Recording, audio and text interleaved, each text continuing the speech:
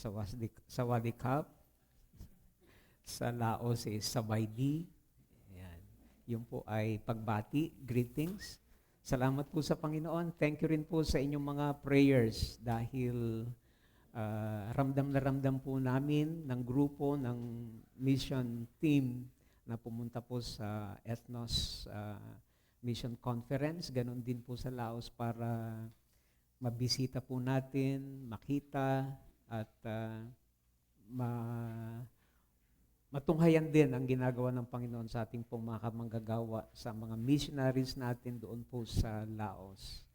Kaya salamat po sa Diyos. Doon po sa Missions Conference, narito po yung ilang si Doktora at Sister Alma. Isa sa mga naging reflection namin, mga takeaway, narito rin si Sister Lalaine. Sino pa ba?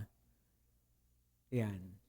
Yung pong doon sa mga naririnig namin ng mga mensahe, mga principle, mga pagtuturo, mga testimony ng mga bansa, mga religious leaders, mga Christian leaders from different nations.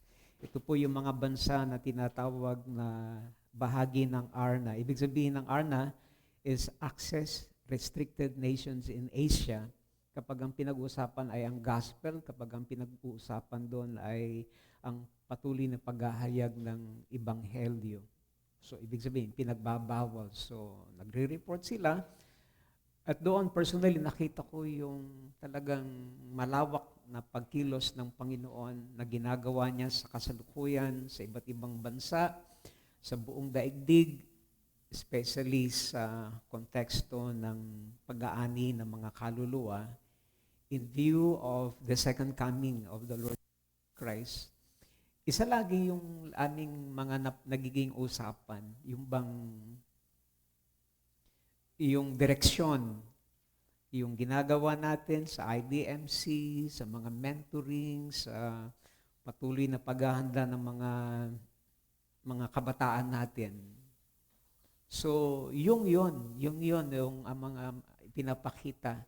Kaya nga, sabi nga ng bawat isa sa amin, talagang we are blessed dahil we are on the right track. Kaya siguro magandang sinong pwede sa inyong dalawa. Doktora siguro, kumbaga dun sa takeaway natin doon sa Missions Conference, even sa ginagawa natin sa kasulukuyan, sa mentoring, sa discipleship, para ma-inspire po tayo lalo sa ating ginagawa. Magandang umaga po sa ating lahat. So, nag-uumapaw po yung aming papuri sa Panginoon kasi yung una po muna, yung sa buong journey po, mula pa lang bago umalis dito hanggang makauwi po kami, ay ang pag-iingat ng Panginoon mula sa maliliit na bagay ay damang-dama po namin. Alam namin na merong nananalangin para sa amin, ang church at yung mga naiwan po namin na pamilya.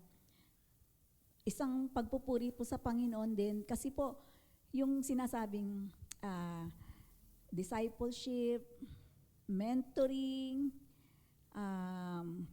pananalangin at saka yung sa youth po. Tapos yung mga tinuturo po ni Pastor.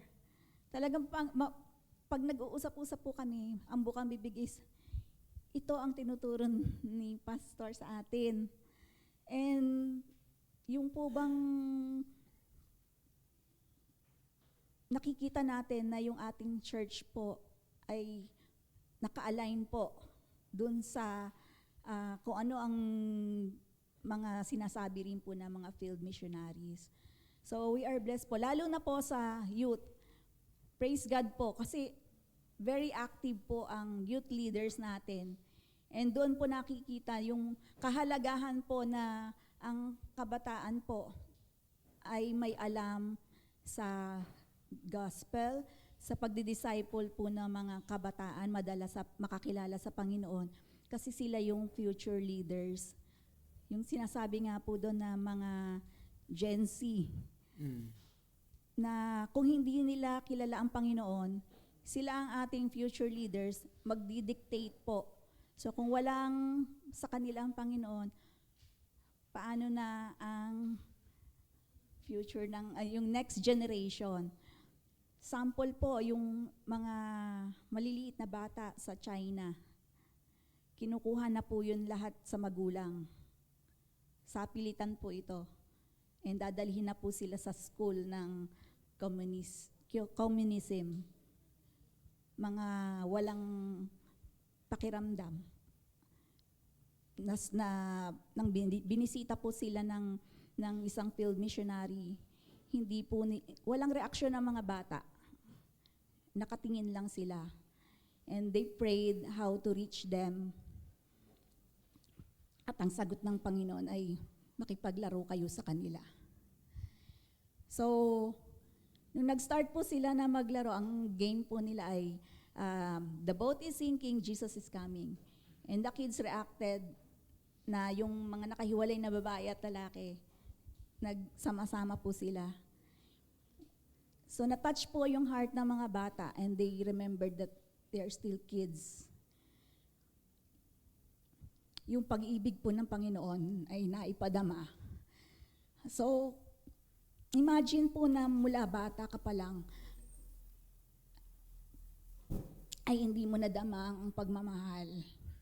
So, talagang mai-instill sa mind nila at mabe-brainwash kung ano yung maling turo. So, napakahalaga po na sa atin dito, ang mga kabataan ay very active po para abutin ang mga kabataan. So, salamat din po kasi ang ating pong youth ay name-mentor na rin po ng ating pastor. So, napakahalaga po na yung sinasabing discipleship na one-on-one din. So, tapos,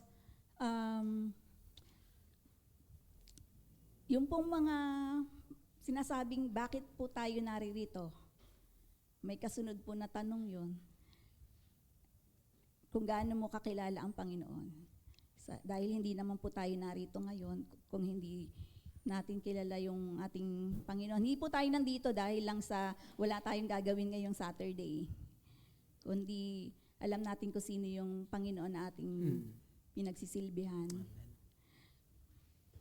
So napakahalaga po ng inaaral natin ngayon na kung tutusin doon po, hindi po tayo free na magdala ng Bible, makikita sa inyo.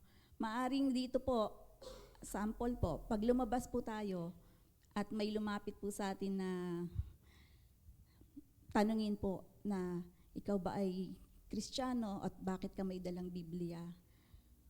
Itatanggi niyo po ba? Kasi doon ay napaka-critical po na makitaan ka ng may dalang Bible or galing ka sa isang church na kahit na registered ang church, ay minamanmanan po. So, nakaka-bless po kasi tayo dito sa Pilipinas ay free mag-worship. Doon po ang gaganda ng building. Makikita nyo talagang wow. Pero sa bawat bahay o building, may flag ng symbol ng komunista. So, dito sa atin, parang napakaganda sana kung ang ide-declare mo ay ang Panginoon instead na declaring na ikaw ay believer ng communism. So, sa mga reports din po, may mga lugar na almost 90%, 100% pa nga yung iba na hindi pa naaabot. Hindi nila kilala si Jesus Christ. So, marami pa. Pero dito sa atin, we are free to share. Pero napakakulang. Kulang pa po yung ginagawa natin compared dun sa kanila. Meron pa po doon, sa Nepal. Imagine trekking for 5 to 9 days para lang abutin ang isang village. Ito po yung village na sa record sa buong mundo is located siya sa highest point kasi malapit na siya sa Mount Everest. Pero this field missionary is nagtsatsaga po na mag-hike ng 5 to 9 days one way para maabot itong lugar na to at ma-share ang gospel sa ng Panginoon.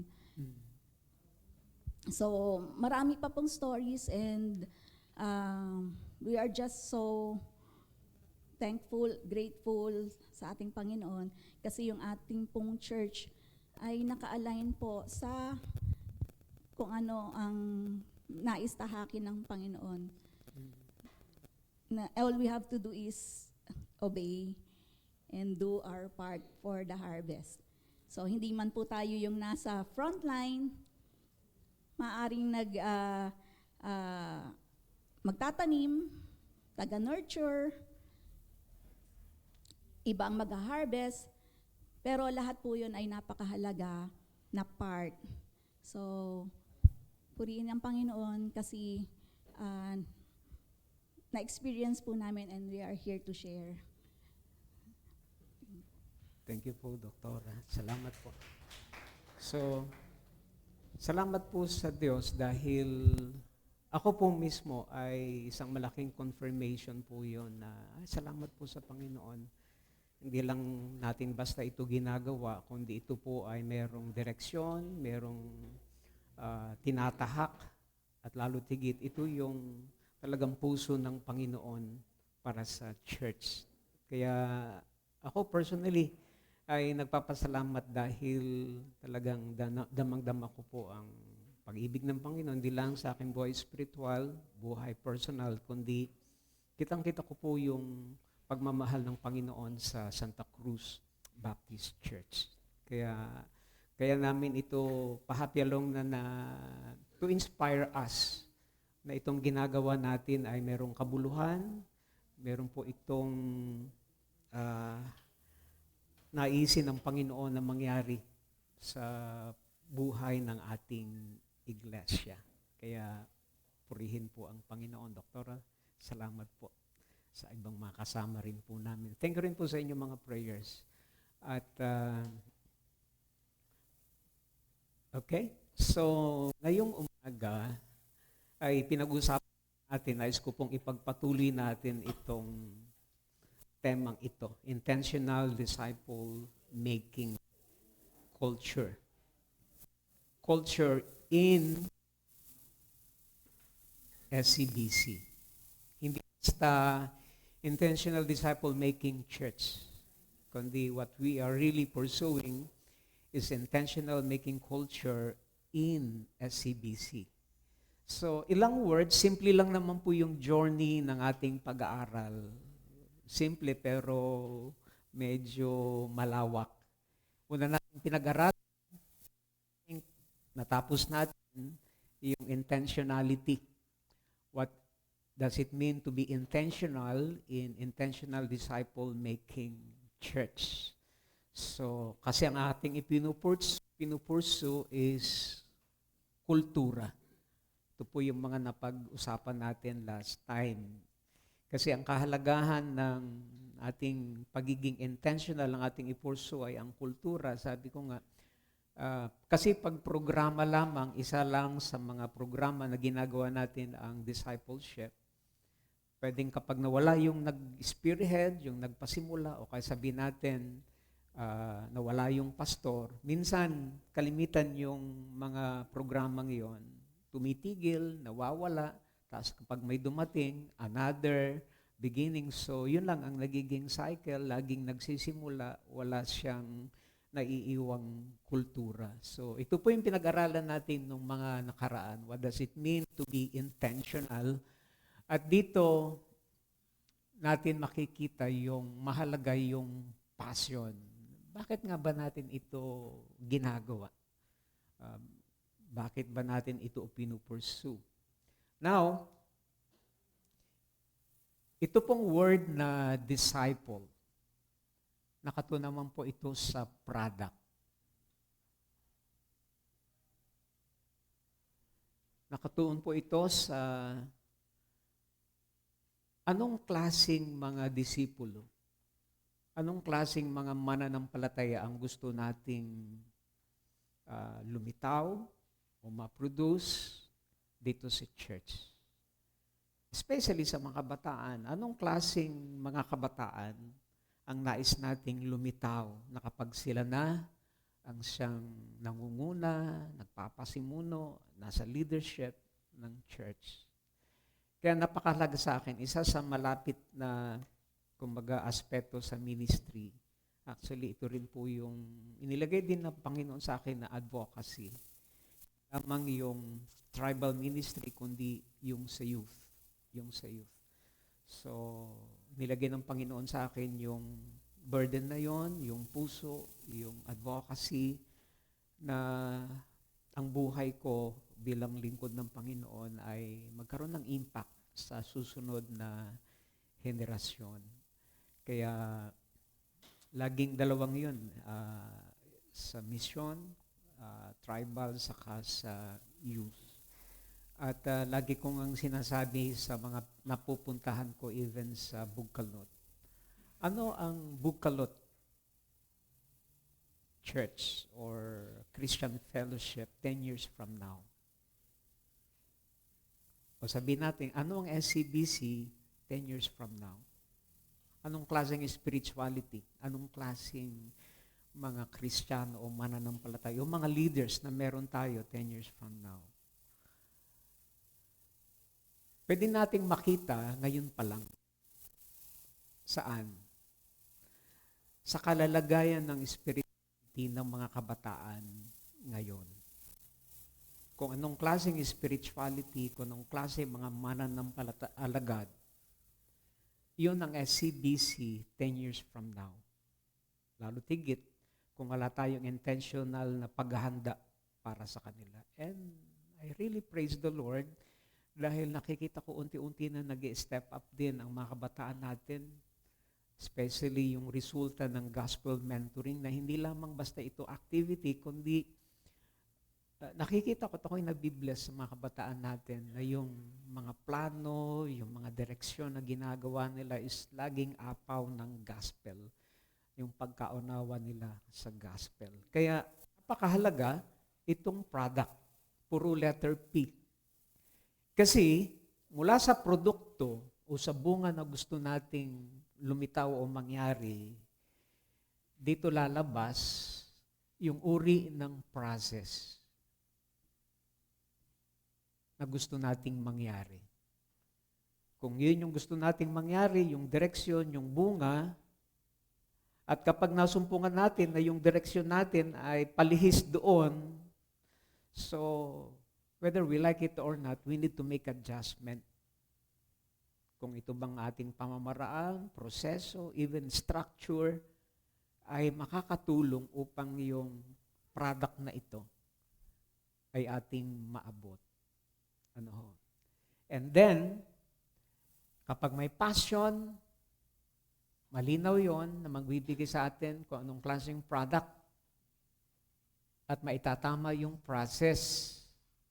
Anong magiging resulta? Culture. At ito rin po yung pattern na maiiwan natin sa mga susunod na henerasyon.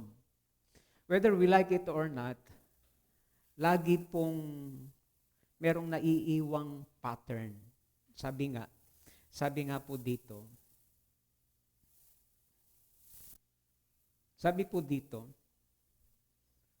the right question in ministry. Sabi po rito, every ministry system produces something. The real question is what kind of disciples. Kaya nga bago tayo mag-usap tungkol sa mga strategies, sa programs, ministry systems, kailangan muna nating sagutin ang isang napakahalagang tanong. Anong klase ng disciple ang gusto nating ma-produce sa Santa Cruz Baptist Church? Mukhang simpleng tanong, mukhang simpleng tanong, mukhang simpleng statement, pero napakalalim po kasi ng implication nito sa buhay ng SCBC, sa buhay ng church. Kasi whether we like it or not, every ministry system produces something. anumang sistema, anumang pamamaraan, lagi itong merong bunga. Lagi itong merong produkto. Ano? Every church culture ay nag-iiwan talaga ng bunga din. Kultura. Every leadership pattern or processes or structure produces something. Laging meron itong bunga. Ibig sabihin, hindi pwedeng walang nangyayari na formation sa church. But the real question is this.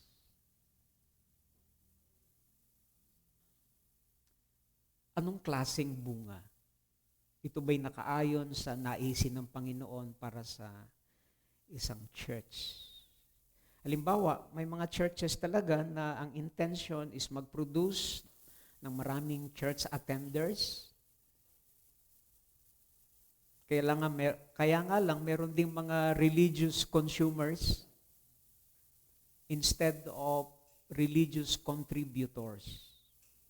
Ang laging nasa mentality nila, anong makukuha ko, anong makukuha ko, anong pakinabang ko. Meron kasing pwedeng yun ang naipapasa sa mga Kristiyano, sa mga attenders, sa mga members. Pero sa halip na ang intention natin is ang bawat isa, kaya magandang slogan po yun, every Christian, every member is a minister. Not just attenders. Kasi kapag gano'n ang konsepto, hindi yung pagiging consumer, kundi yung pagiging contributor. Hindi lamang mga passive believers, hindi lamang mga participants sa mga activities, sa mga programs, and others. Pero magandang balikan natin yung utos ng Panginoon. Ang utos naman talaga ng Panginoon sa Matthew 28:19 to 20, go therefore and make disciples. Make disciples. If the main command of the Great Commission is to make disciples, crucial yung tanong na anong klaseng disciple? What kind of disciples? At mahalaga din, kung tayo inuutusan na gumawa ng mga disipulo, therefore, ang mga lilitaw na disipulo ay nakabase din, nakadepende rin sa kung anong klase tayong mga disciples. Kaya nga ang basic question talaga, ano akong klaseng disciple? Kasi, for example, sasabihin ko kay Jamesa, gusto ko para ikaw ay maging matawag kong authentic disciple, committed ka sa panalangin, meron kang commitment, meron kang consistency, meron kang gani-ganito. But ang basic question, yung bang gusto kong mangyari sa kanya ay meron ba ako? Meron ba ako? Because discipleship is life-on-life impartation. Kung anong meron ka, yun lang yung pwede mong ipasa. Kaya napakahalaga po. Pansinin natin ang emphasis ng Panginoon. Niya sinabi, go and gather crowds. Go and make converts. Go and build organizations. Go and run programs. No. Hindi yun yung sinabi ng Panginoon, kundi ang sinabi niya is make disciples. Kaya nga yung word na disciple making, napaka-crucial yun. Kasi base yun sa sinabi ng Panginoon, make disciples. So yun yung process na nais ng Panginoon. Kaya nga, kailangan maunawaan ng isang importanteng principle. Because ministry success is not measured only by activities. Ministry success is measured by the kind of disciples we produce. Kaya nga kalimitang usapan nga, hindi yung tanong na ilan ang members, ilan ang baptized members sa church, ilan ang attenders. Kundi ang talagang crucial na question sa atin na talagang masettle, ilan ang tunay na disciple?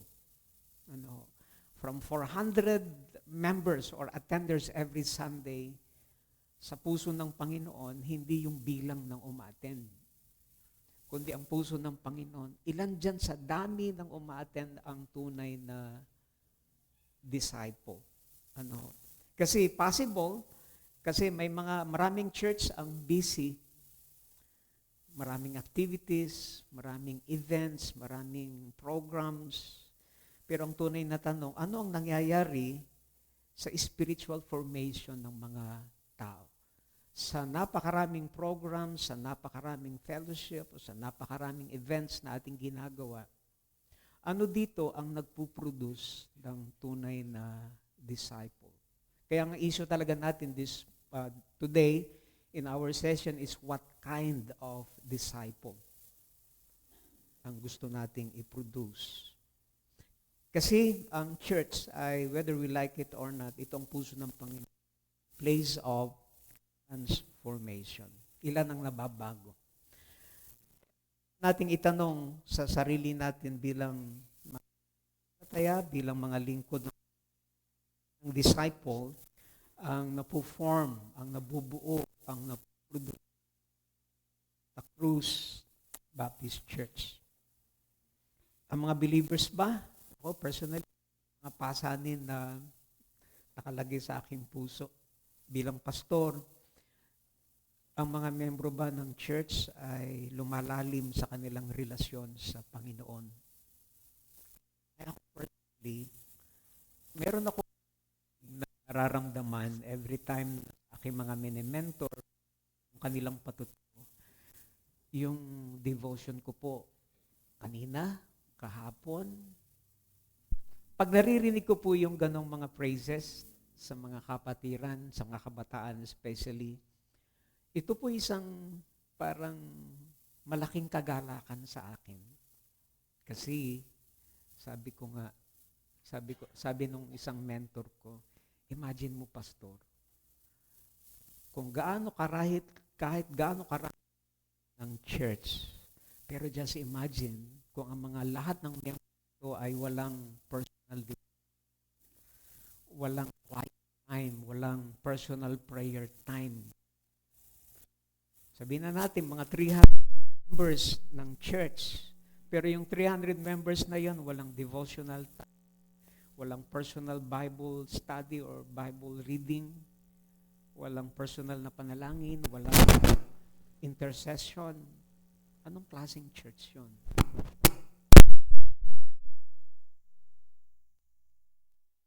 Yung transformation. Natututo ba ng obedience? Nagdi-disciple maker din ba? Nagiging disciple maker din ba? Kaya nga, mapatid sa Panginoon, every ministry system produces something, whether we like it or not. Kaya, ministry success not measured only by activity but by disciples produce. The certain kind of disciples produce. Ilang obserbasyon, how churches usually measure success. Are we successful? Are we a healthy church? Ano yung ating isineselebrate ng mga indicators para masabi natin that we are doing good, we are excelling in the ministry, especially sa pinapagawa sa atin ng Panginoon. Yung pangalawang tanong nga dito, what numbers make leaders feel ministry successful? Ano yung gusto niyang ma-attain na number in terms of ministry, in terms of sa ganito, mga programs?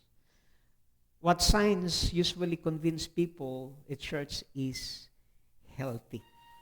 Ilang mga crucial question na dapat ay maging maliwanag sa atin, especially before na ating i-discuss yung topic na yan na aking ibinigay. Kung tatanungin natin ng maraming church, how do you know that your church is doing well? If somebody will ask me that, Pastor Billy, paano mo masasabi na yung church ang LCBC na yung pinagpapastoran, pinaglilingkuran, is doing well. Halimbawa, kayo po yung tatanungin, biglang merong magtatanong sa inyo, kamusta ang church? Na yung kinabibilangan, is SCBC doing well? Is it healthy?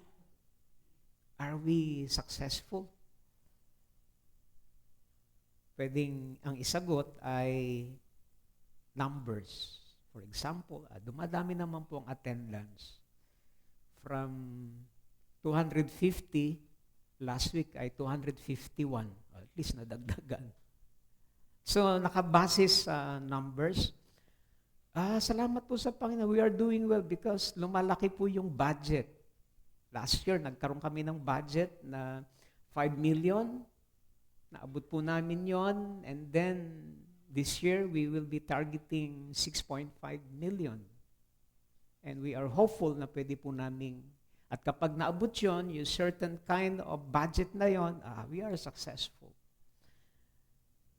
Maraming programs, maraming activity, busy ang mga mananampalataya, busy ang mga kapatiran. At nakikita rin po namin, maraming volunteers, marami nang nag-i-step up na mga manggagawa. Lumalaki ang congregation at gumaganda ang mga facilities.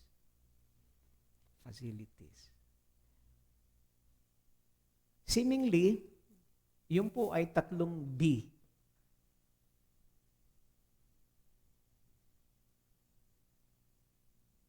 Baptism.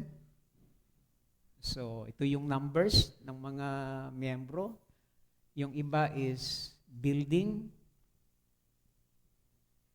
Gaganda ng mga facilities na de-develop. Masama po ba ito? No. Yung iba naman is budget.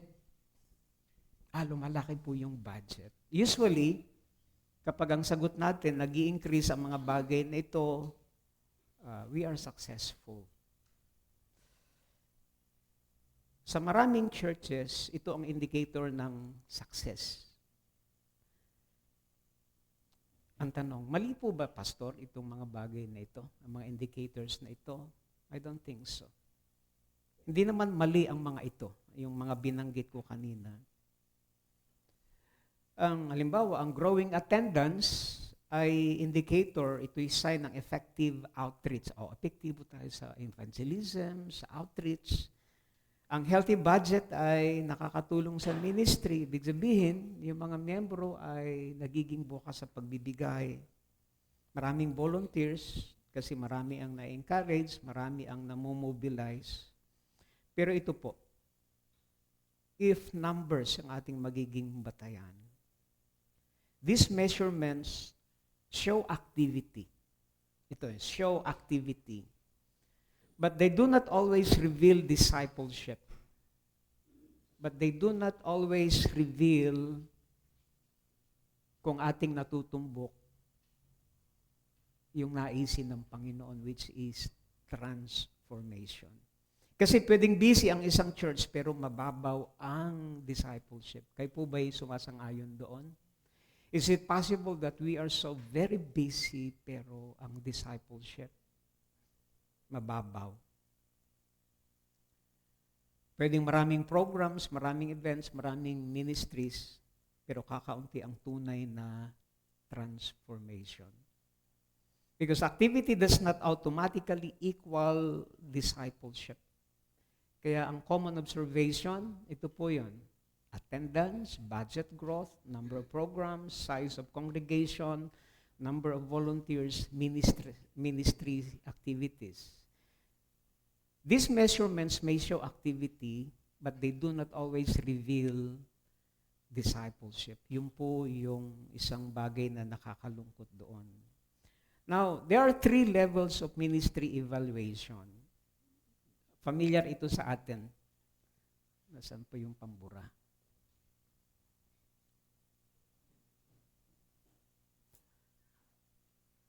Okay? 3 levels of ministry evaluation. Efficient. Are we efficient? Ang LCBC ba ay efficient? Tayo ba ay efficient? ang issue ay efficient, ang issue dun, we are doing things right. Efficiency focuses on how well ministry system and programs operate. So, yun po ang usapan kapag ang pinag-uusapan is efficiency. O maayos naman po, Pastor, yung sistema, maayos naman po yung structure, maayos naman po. So, ang focus nito yung operation ng ministry systems. For example, organized ang mga programs, maayos naman po, talagang napakaganda yung pagkakaplano, smooth yung mga events, alam ng mga volunteers ang kanilang role, kung paano sila kikilos, clear ang leadership structure, maayos ang ministry system. At kapag yun yung sinasabi natin, masasabi natin that ito yun, organized program, smooth events, structured leadership. So, anong evaluation yun? Masasabi natin na kung okay ang lahat, we are efficient. Efficient.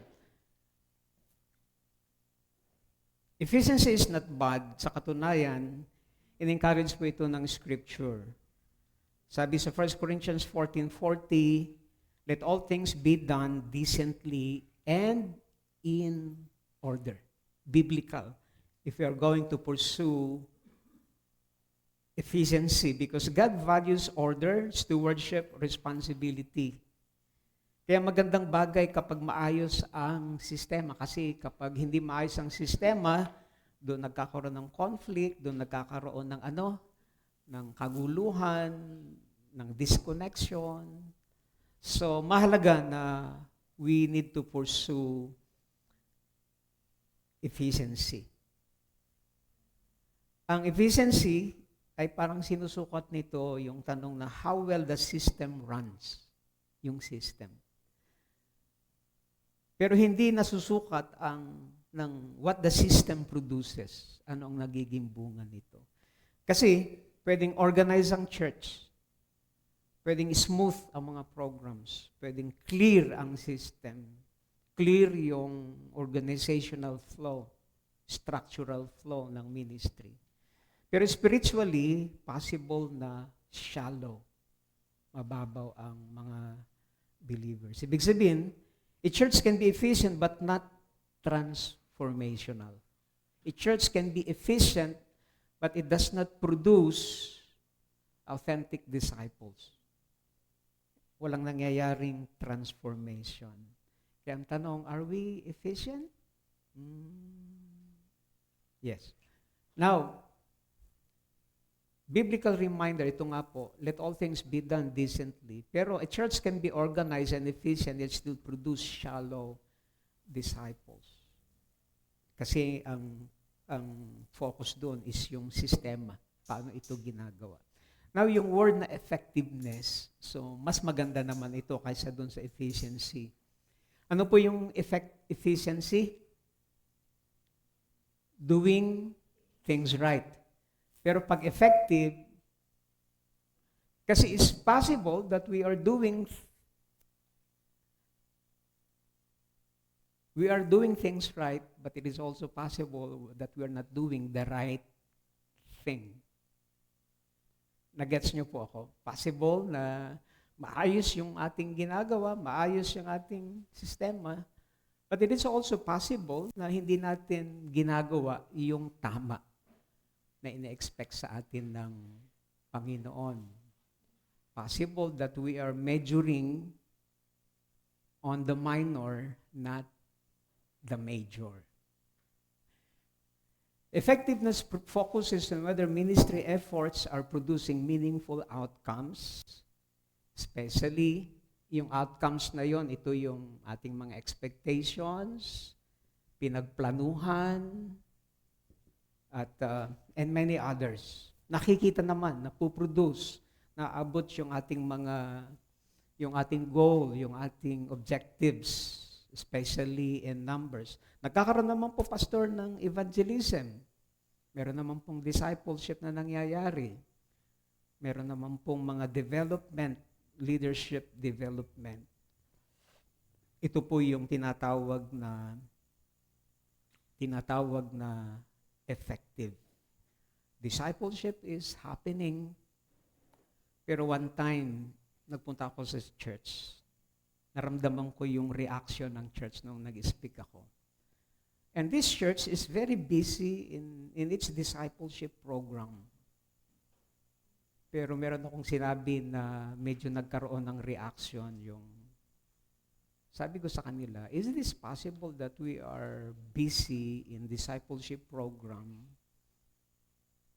But the sad truth is this, but we are not accomplishing the Great Commission. Sabi niya, paano nangyari, Pastor? Meron naman kaming discipleship, tapos sasabihin mo na we are failing to accomplish the Great Commission. Di ba? Napakaliwanag, make disciples. So, meron kaming mga discipleship program, discipleship structure, discipleship. Napakaliwanag yun, discipleship pathways. So, we are accomplishing the Great Commission. Pero sabi ko sa kanya, doon sa isang leader na yan, pero balikan natin yung Matthew 28. Ano bang puso ng Great Commission? Ang puso ng Great Commission is make disciples of all nations.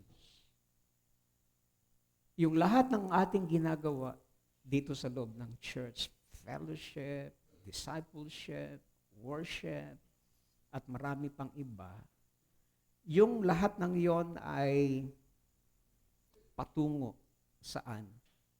Sa mission, patungo sa all nations, patungo sa mas malayong direksyon.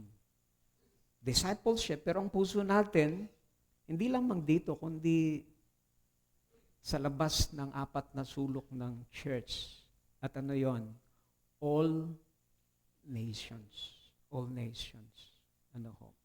Kaya, napakahalaga po nun.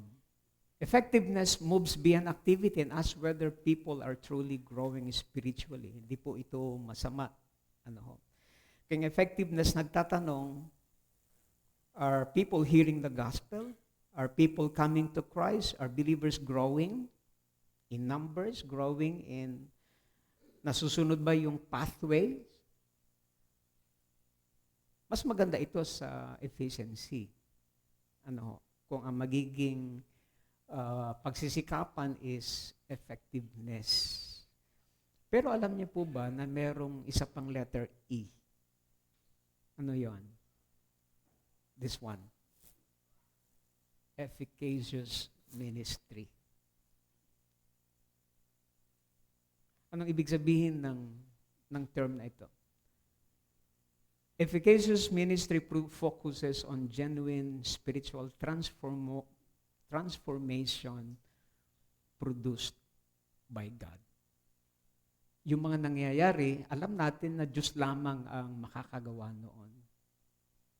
Hindi yung sistema natin, hindi yung programs natin, hindi yung mga events. Pero yung buhay na yon na dati basagulero, ngayon ay hawak ay Biblia, Diyos lamang po ang makakakilos nun. Diyos lamang po ang makakagawa po nun. Amen po ba? Now, ang talagang pagkakaiba ng efficient, effective, ay ito. Nakikita ba natin sa church na ang Diyos kumikilos? Siya ang nagpuproduce ng mga buhay na binago.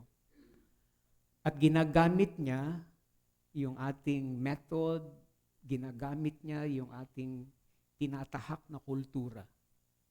Tapos nakikita natin na ang Diyos ang gumagawa, nagpuproduce ng mga tunay na disciples. Kasi napakaliwanag kasi nung sinabi ng Panginoon, nung iniimbita niya yung kanyang mga alagad, sabi niya, "Come, follow me." God is calling us to walk first with Him. Come, follow me. Relationship, intimacy. Tapos sabi ng Panginoon, I will make you fishers of men. Sino ang gagawa? Sino ang magbabago? Sino ang magta-transform? Ang Panginoon, I will make you. Sabi ng Panginoon, I will make you. Siya mismo. Pero siyempre, ginagamit niya yung ating mga sistema na ginagawa. But at the end of the day, it's not about what we have done. It is all about what Christ has done sa buhay ng church, sa buhay ng mga mananampalataya. I will make you.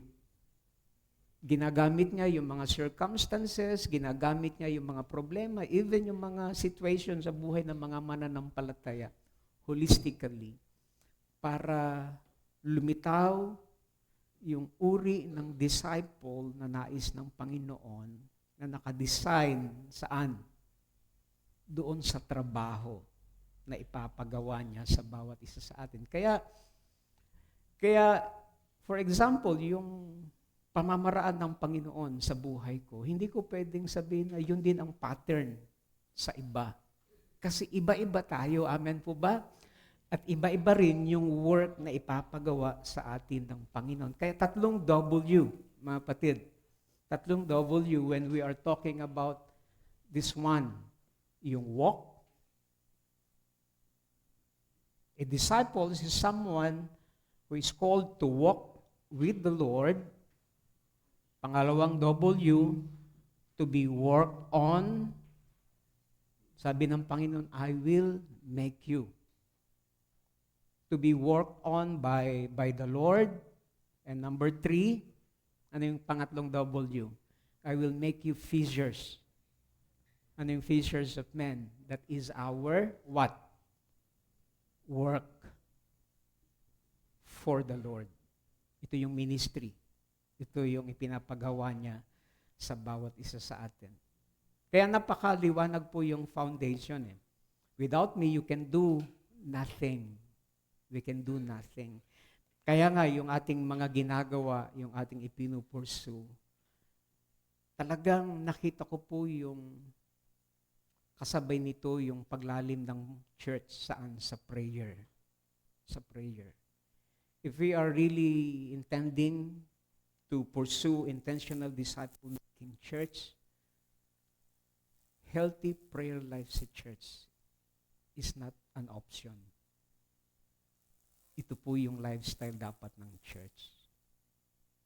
Kaya hindi pwedeng mag-progress sa intentional disciple-making culture ang church apart from prayer. Kasi what is prayer? Prayer is our total and full dependence on the work of the Holy Spirit.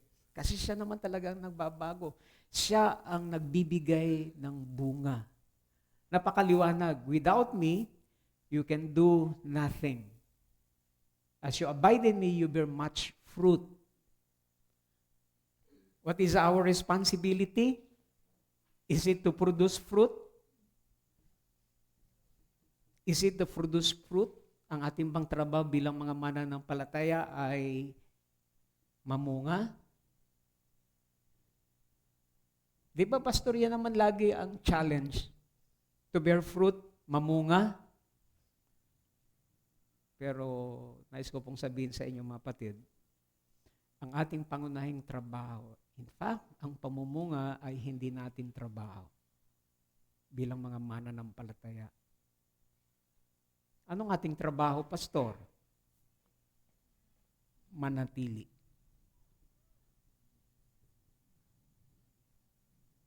Manatili. Sino nagpo-produce ng bunga? Yung puno. Sino ang tagadala ng bunga? Bear fruit? Sanga. Ang nagpo-produce ba ng bunga ay yung sanga? No. Ang nagpo-produce ng bunga ay ang puno. At yung nakikita yung bunga na yon sa sanga na nakakabit doon sa puno. Mas lumalaki ang pagkakakabit ng sanga sa puno, mas nag-i-increase yung capacity niya to bear fruit. Kasi yung isang sanga na ganito ang pagkakaduktong, pwede po ba yung mamunga ng 50 mangga? Hindi. So yung bunga niya ay nakaayon din sa kung gaano kalaki ang pagkakakabit ng sanga sa puno. Ating trabaho then is to abide. Ang trabaho natin ay kumabit, manatili, to abide. In fact, yung abide means to be at home sa ating connection sa Panginoon, sa Kanyang layunin, sa Kanyang purpose. At habang tayo nananatili, nagpuproduce tayo ng bunga. Pakisabi nga sa iyong katabi, ikaw ay sanga. Pag-ingatan nyo, baka kayong mabulol, yung S ay maging T. Ano? Pakisabi nga sa iyong katabi, sanga ka. Ingatan nyo, ingatan nyo. Ang iyong trabaho ay hindi mamunga. Ang iyong trabaho, manatili upang ikaw ay maging tagadala ng bunga na ipuproduce ng Holy Spirit. So ano pong ibig sabihin nun? It is God, it is the Holy Spirit that is working. Merong mga bunga na hindi ang Diyos lamang ang makakagawa. Transformed hearts, Diyos lang. Genuine repentance, Diyos lang ang pwedeng mag-produce niyan. Christ-like character, ang Holy Spirit lang ang pwedeng gumawa niyan. Malalim na obedience to the point na handa niyang ibigay ang kanyang buhay. Kung maririnig niyo po yung mga testimony ng mga field workers sa iba't ibang mission field, kinukwento ko nga kay Doktora yung first time kong narinig yung missionary doon sa South Korea. I think mga 2007. Hanggang ngayon, naroon pa rin siya at nagre-report. 2007, almost 19 years nung first time kong na-meet siya. Ang puso pa rin niya is yung North Korea. Nung una kong narinig yun, merong konting open forum, merong nagtanong, sabi niya, hindi ho ba kayo natatakot, Pastor, na kapag nahuli kayo ay mamamatay kayo, papatayin kayo? Hanggang ngayon, hindi ko malimutan yung sinagot niya. Paano ang isang patay na ay matatakot pang mamatay? Malalim yung kanyang sagot. At naunawaan namin yung ibig sabihin. Paano ang isang taong patay na kay Kristo ay matatakot pang mamatay para sa misyon? Adi, tahimik kami lahat. At yung iba ay talagang marami ang napaluha, marami ang nakonvict. At isa yon sa mga praise na talagang nag-convict sa akin sa Panginoon. At masasabi ko na yung first ethnos mission conference na aking naatinan, doon ako'y born again naman na. Para ako na born again doon sa mission.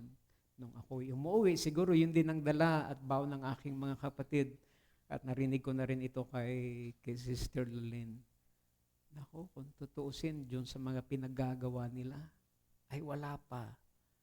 Kaya nga nung unang naka-attend ako ng Ethnos Mission Conference, umiyak ako sa Panginoon, Lord, ang tatamad pala namin sa Pilipinas. Ang tatamad pala namin. At doon, yun yung deep obedience. Kaya nga yung reflection ko noon, paano dumating ang mga missionaries na ito na hindi na sila takot mamatay. Hindi na sila takot ma-persecute. Yung ang isang pastor na una kong na-meet yung patutuo ng taga I think Myanmar noon. Hinuli kasi nagpipreach, may dalang Bible, nagsishare ng gospel, hinuli at ikinulong. Doon sa kulungan, marami rin na nakakilala sa Panginoon. Kaya mismo yung mga pulis, saan natin siya ilalagay? Sa labas, marami ang nako-convert. Sa kulungan, marami rin ang nako-convert. Tapos meron pang isang military na merong officer nakakilala sa Panginoon, sumunod sa Panginoon, naging lingkod ng Panginoon. To the point na pinipersecute siya, merong mga kabataan na talagang binubuli siya. At ang sabi nila, iwanan mo na yan, iwanan mo na yan. Tapos sabi nung dating military officer na, sige, babalik ako sa aking dating trabaho. Pag ako'y bumalik, hahabulin ko kayo. Sabi ng mga kabataan, wag na ho. Sige, magpatuloy na lang kayo dyan. Kasi alam nila ang mangyayari. And napakaraming testimonies, even this last Ethnos Asian Mission Conference. Yung halos 2 araw nga noon. Masasabi ko na halos maghapon akong umiiyak, maghapong tumutulo yung luha ko. Lalo yung first day, lahat kami talagang after ng session talagang magayo ang aming mga mata. And indeed, God is really working even sa worship pa lang. So, yun yung deep obedience. At isa pa, yung disciples na nagkaroon ng burden to make disciples. Diyos lang yun eh. Diyos lang ang pwedeng gumawa po noon. Kaya this is not merely activity. This is spiritual transformation. Ang may kapangyarihan lamang na magbago is sino? The Holy Spirit. Ang may kapangyarihan lamang na mag-convict sa isang tao na tumanggap kay Kristo, it is the Holy Spirit. Ang may kapangyarihan na magbago sa conviction, sa pananaw, to change, it is the Holy Spirit. At tayo lamang ay sumasama. Kaya nga,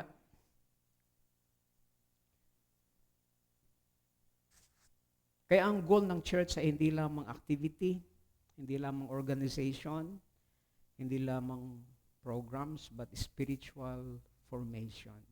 At doon natin ngayon, kasi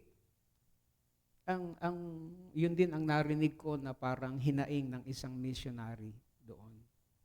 Sabi niya, ako'y nakikiusap sa mga supporters from the West, sabi niya.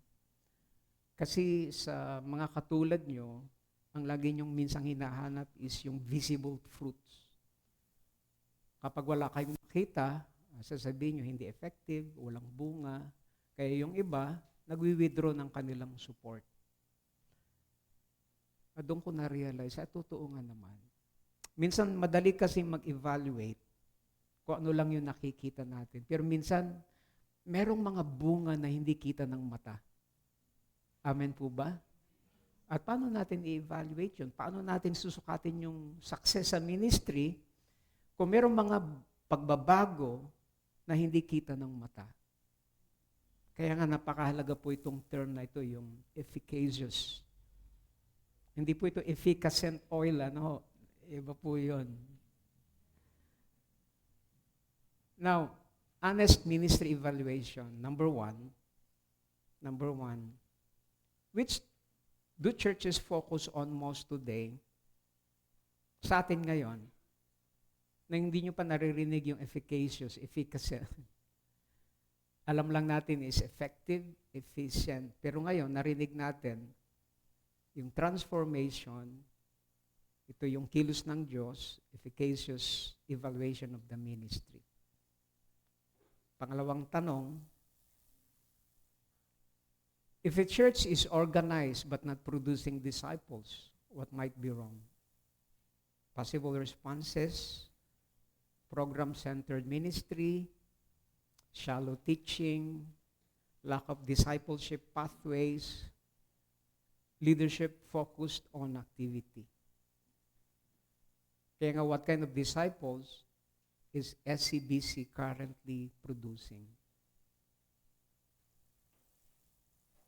Anong klaseng disciples ang gusto nating ma-produce? Kaya inuna ka po itong lesson na ito for our session today para at least maramdaman talaga natin yung seriousness. Yung term na disciple, what kind of product na gusto nating maiproduce. For example, are we producing people who know Christ deeply? Nagpo-produce po ba tayo ng mga mananampalataya, mga tagasunod na merong malalim na pagkakilala kay Kristo?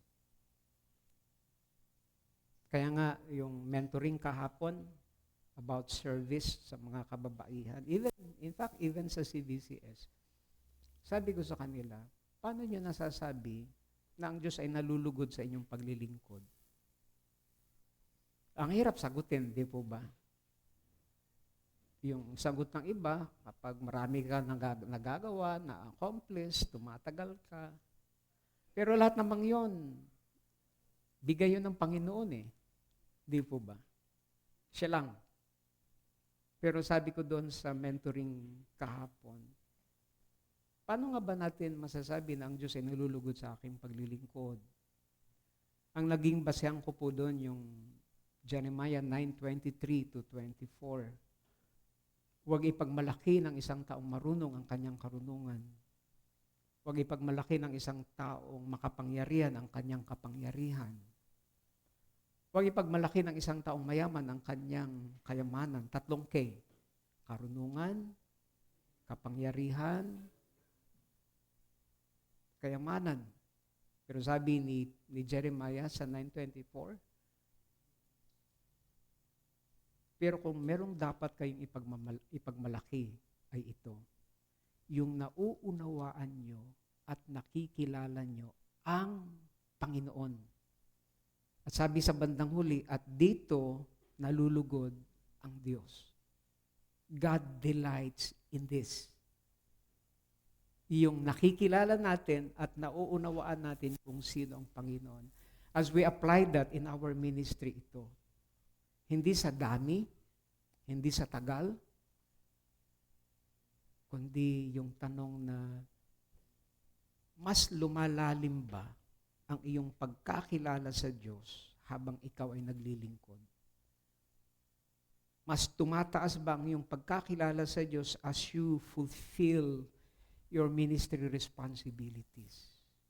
Kasi, kung sa ating paglilingkod ay mas doon natin nakikilala ang Panginoon, ang sabi ng Bible, doon siya nalulugod.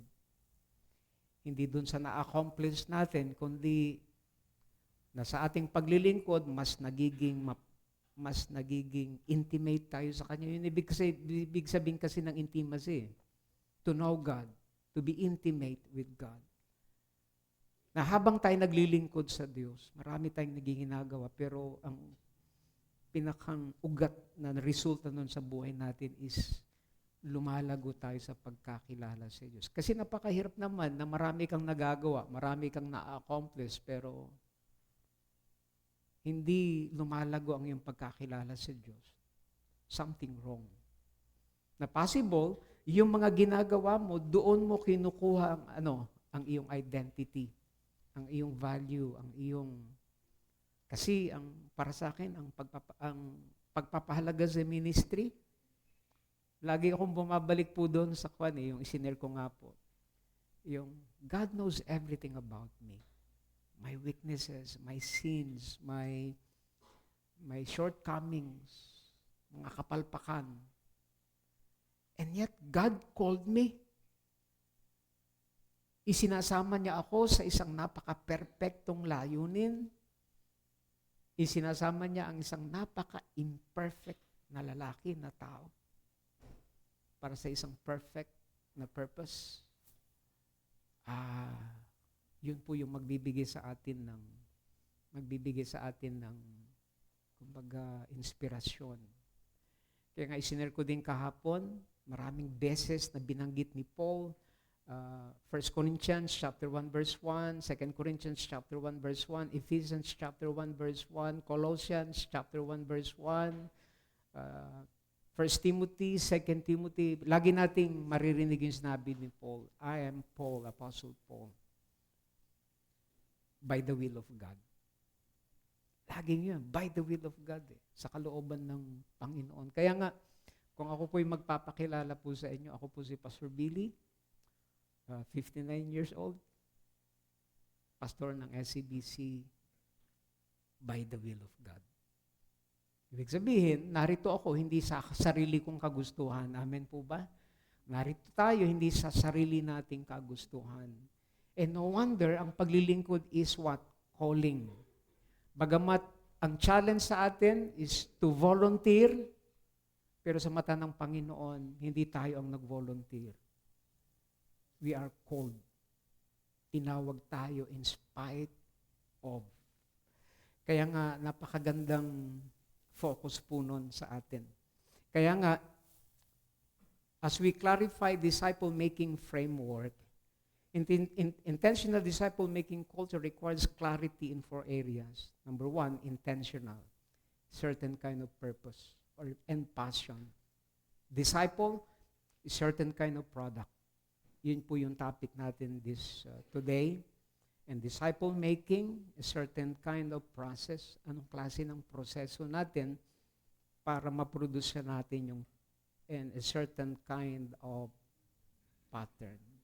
So, ang focus sa ating session is the right product. The right product determines the entire disciple-making system or process. The product shapes what? The process. Leadership development, ministry training, katulad ng ginagawa natin, and culture. It will produce what kind of culture? Ito ba ay yung bang kultura na meron tayo, na nag-i-exist? Ay magpuproduce ng mga disciples na ayon sa naisin ng Panginoon. Okay?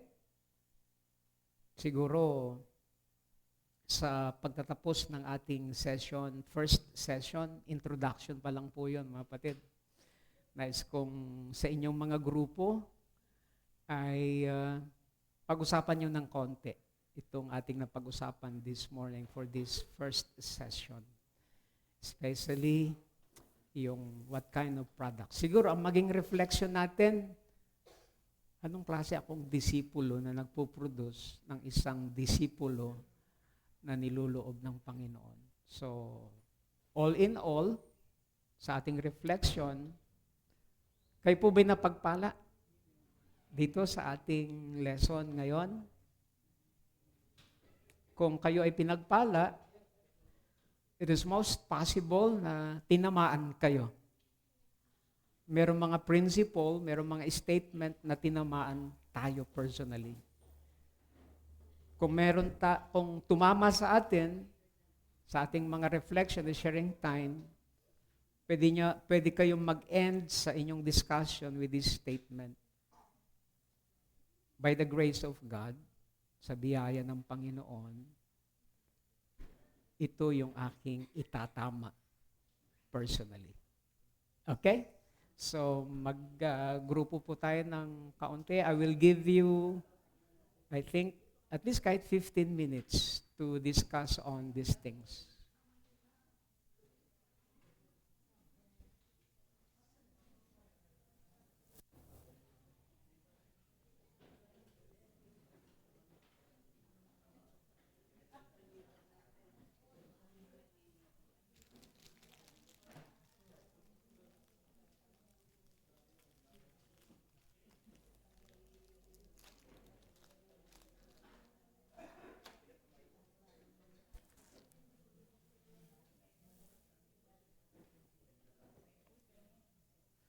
Tapos as we reflect on these things, sa ating mga reflections, hindi lamang po personal, isama natin ang kabuuan ng church, ng SCBC.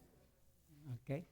So, ibig sabihin, as we reflect sa kabuuan ng church, maglagay lang po tayo doon. Hindi po yung criticism, kundi yung focus, ano ang mas dapat ipanalangin pa sa Santa Cruz Baptist Church.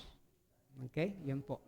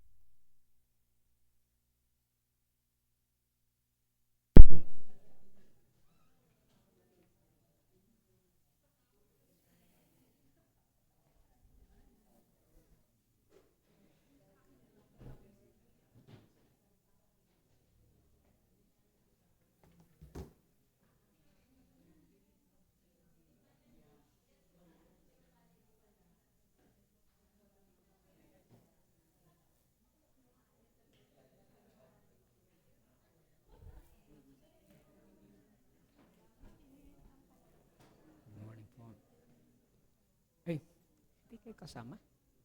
Hindi kayo kasama?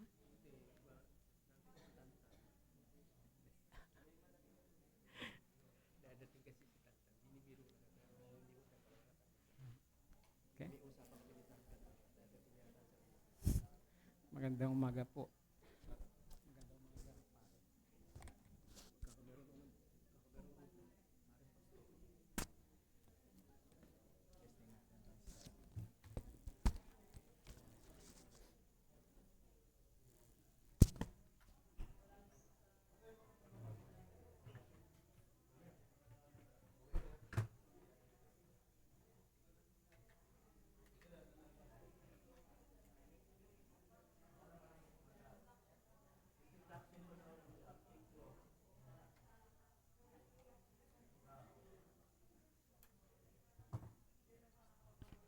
Mapayat yung gano'n ng isa.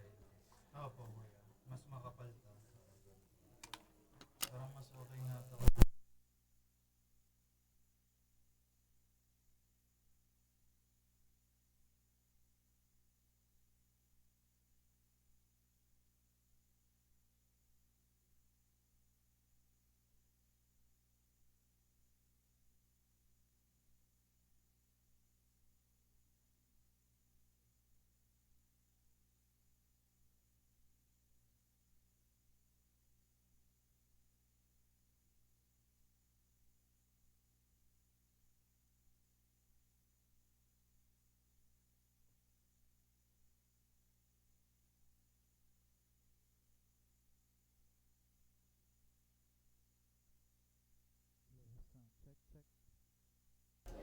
Hello.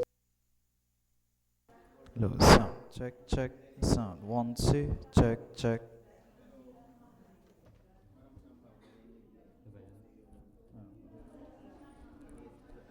Sound. Check, check. Mic 1, 2. 1, 2. Check, check. Hey, hey. Sound, sound.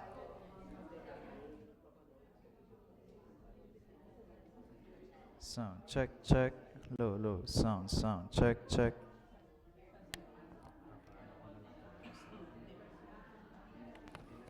Pero baka mas mataba rin yung dito yun. Tsaka yung wire niyan, kuya, mas mataba kaysa dun sa... Maiksi, no? Mas maiksi. Ah, sinara na.